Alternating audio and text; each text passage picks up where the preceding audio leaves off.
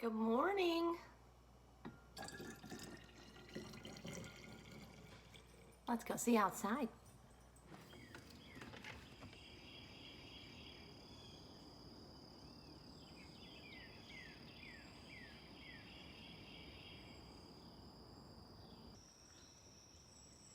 Yesterday, good morning, hello.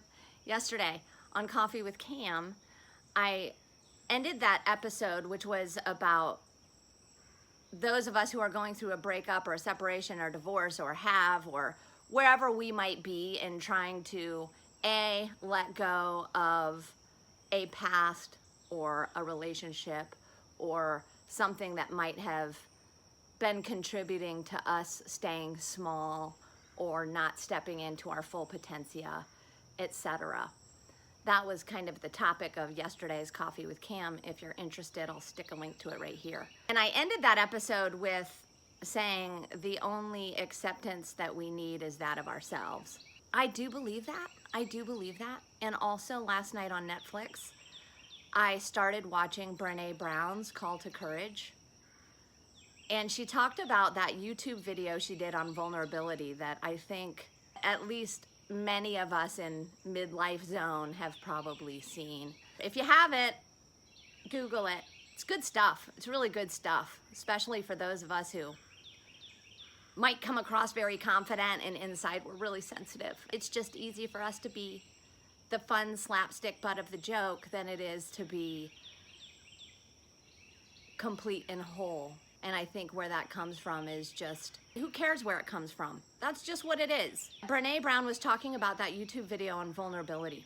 It was actually not a planned speech at all. She went into some kind of TED Talk with the freedom to talk about whatever she wanted to. So instead of sticking with her prescribed research on shame and vulnerability and that stuff, those little details, she decided that she would just really get personal and get real and talk about her own vulnerability. Apparently somebody had recorded it. The next thing she knew, it was on YouTube. The next thing it's blah, blah, blah, blah, blah. And she just couldn't believe what was happening. And she woke up the next morning. Her husband, who sounds like such a sweet guy, said, "Okay, Brene, don't get online and start looking at what people have to say." She said she waited for him to leave and then she got online and she started reading comments, and they were horrible. It was actually laughable. I was laughing listening to her say all of the comments that people had to say.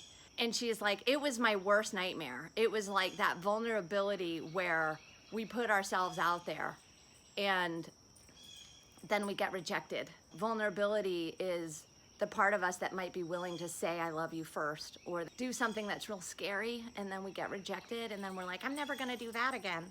All of the feedback she got online really devastated her. She said she got a bunch of ice cream and was gonna binge watch Downton Abbey, and then she still couldn't go to sleep, but she didn't wanna go back to reading people's feedback, so she started just researching other things, and she ran across this quote from Theodore. She keeps saying Roosevelt. I found that awkward. I've always heard it Roosevelt. Maybe it's Roosevelt. If anybody knows, let me know. She said there was life for her before this quote and after this quote. I'm going to change the gender from all the he language from 1910, and I'm just going to change it to she, because I can. Here we go. It is not the critic who counts, not the woman who points out how the strong woman stumbles, or where the doer of deeds could have done them better. The credit belongs to the woman who is actually in the arena, whose face is marred by dust and sweat and blood, who strives valiantly, who errs, who comes short again and again, because there is no effort without error and shortcomings. But who does actually strive to do the deeds, who knows great enthusiasms, the great devotions, who spends herself in a worthy cause, who at the best knows in the end the triumph of high achievement, and who at the worst, if she fails, at least fails while daring greatly, so that her place shall never be with those cold and timid souls who neither know victory nor defeat. I do like this quote, and I also like Brene Brown's point after it. She goes, who of you have said, I don't care what people think? Who of you had said that? And I'm all like sitting in my back porch here by myself watching it with my Luna Boo, who, by the way, there's my little boober. I don't know if that's too distracting or not, but I like it. This is where I'm supposed to be. Her point was to be able to admit, yes, I care about what people think, and the people who I care about what they think is a very small group of people. Focus on the opinions that matter, I guess, is my takeaway. And for those of us who might be in the middle of a divorce or separation, a breakup or whatever, or beyond it, maybe it's happened recently and we're not hung up on that, and we're also still kind of working forward and getting stronger within ourselves and on our own.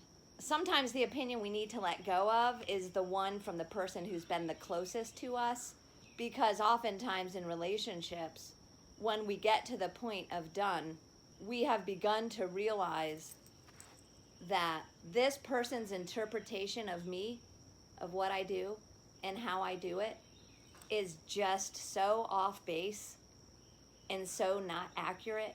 This person wants me to stay small so that they can stay big.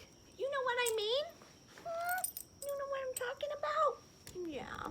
Not the Luna Boona. Luna doesn't think like that. Y'all, be careful of whose opinions of you listen to is my damn point.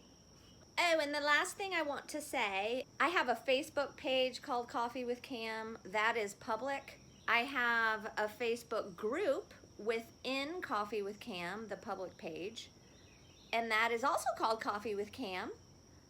Just add the word group to the end of it and search it up. If you want to join, find it, join us in the ocean where it's warm and beautiful and full of buoyancy and salt water and moonlight, the dolphins, and also land animals. You are welcome to.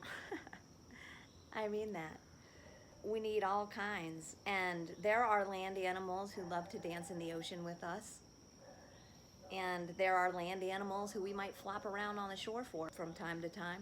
The goal is just not to settle for land if we're a dolphin, and to not settle for the ocean if you're a land animal. Just be you and enjoy your life, and know that your self-worth is inside of you, sisters and bros. If you don't have a dog, you might consider one. Luna's changing my life every moment. She makes me believe in love in a whole new way. And that is because if I could love an animal like this in an instant with zero doubt and zero reservations, zero? Perhaps it's possible in life that there is another person or a few out there who suddenly I don't see all of the things that are reasons we can't work. Instead, I see, wow, you've got all this weird stuff about you, and I love you just the way you are, and you can shed all over me, and that's okay because I love you so much. Just do you. Just do you. Bingo. Have a good day, everybody. I'll see you tomorrow morning.